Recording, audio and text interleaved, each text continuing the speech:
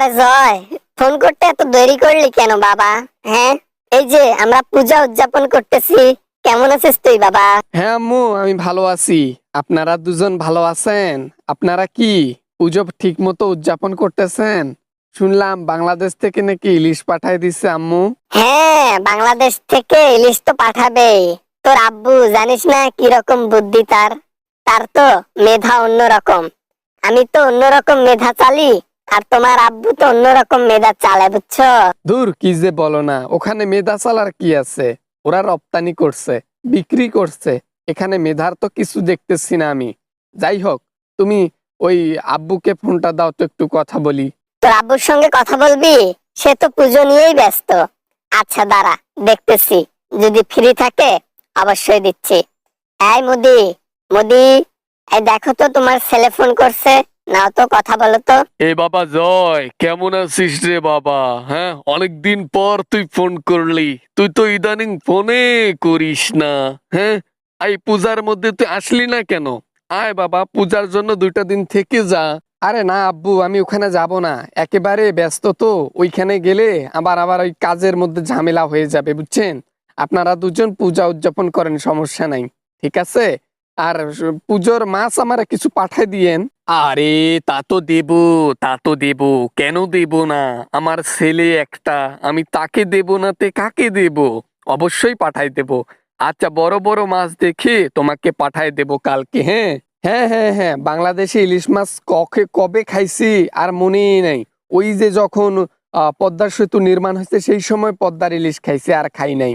সেই সময় যা টাকা একেবারে লুটপাট করছি না আব্বু। হ্যাঁ। আরে সেটা তো আমি জানি, সেটা তো আমি জানি। পদ্মা সেতুতে নির্মাণ ব্যয় ছিল হচ্ছে 10,000 কোটি টাকা।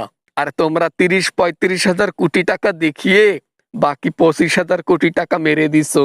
হ্যাঁ আব্বু, হ্যাঁ, এই আর কি। ওই মাকে নিয়ে না হানিমুনে যাওয়ার কথা, তো কবে গেলেন? জান নাই নাকি? বিয়ে শাদী তো করছেন গোপনে, এটা তো কেউ জানে না, শুধু আমি ছাড়া। আর আমি জানবো নাই কেন? আপনার সন্তান বলে কথা। আরে বাবা হ্যাঁ, হানিমুনে গিয়েছিলাম তো। হানিমুন থেকে মাত্রই আসলাম। আচ্ছা বাবা, আমি পুজো নিয়ে অনেক ব্যস্ত, তোর মায়ের সাথে একটু কথা বল। আমি রাত্রে বেলায় তোকে ফোন করব। হ্যাঁ বাবা। জয়, এই জয়, আরে আমিও অনেক ব্যস্ত রে বাবা। তোর বাবার সঙ্গে আমিও মাথার উপরে বসে বসে পুজো উদযাপন করতেছি। ইস, কতদিন থেকে পূজা উদযাপন করি না। তোর বাপটা না অনেক দুষ্টু।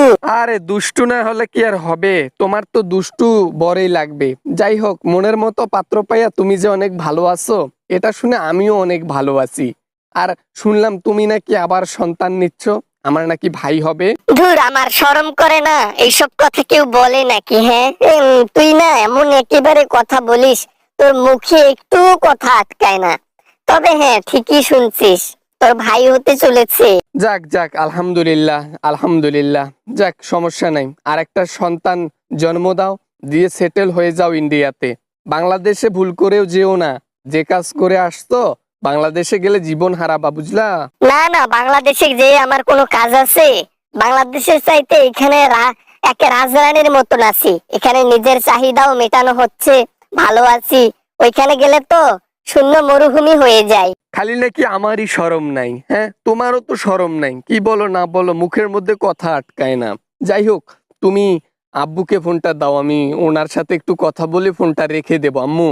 ইস রে বাবা, তোর বাবাকে এত ভালোবাসিস তুই? হ্যাঁ, এত ভালোবাসিস, বারবার শুধু তোর বাবার সাথেই কথা বলতে মন চায়। হ্যাঁ হ্যাঁ, বারবার শুধু আমার বাবার সাথেই কথা বলতে মন চায়। তুমি দাও তো ফোনটা, দাও তো, তাড়াতাড়ি দাও।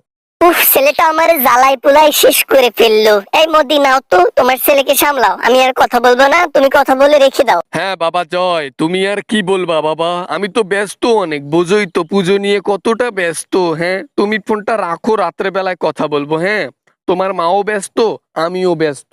বাবা, আমি ওই ফোন আপনাকে দিতে বললাম, ওই বাংলাদেশি ইলিশ বড় বড় সাইজের কয়টা আমারে পাঠাই দিয়েন, বুঝছেন? এটা পাঠাইতে যেন লেট টেট না হয়। হ্যাঁ, আমি ওই কথাটা বলে দিলাম, আর দ্বিতীয়বার যেন না বলা লাগে। আরে বাবা, দিমুনি দিমুনি তো, অবশ্যই দিমুনি, কেন দিমু না?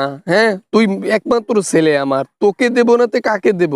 এখন রাখ, আমি তোকে কালকে না ওই ওই কোরিয়ার করে পাঠাই দেব। সেইটাই সেইটাই। আচ্ছা আচ্ছা, ঠিক আছে ঠিক আছে। আদাব আদাব আদাব। ভালো থাকবেন আর দুজনে সুস্থতে থাকবেন, ঠিক আছে? আর ওই গ্যারমাটার মে যাইয়েন না, আর আমার মাকে না একটু বুঝাইয়েন যেন বাংলাদেশের ওইদিকে না পারা দেয়, আর বাংলাদেশের কাউকে যেন ফোন টোন না করে। রাখলাম বাবা।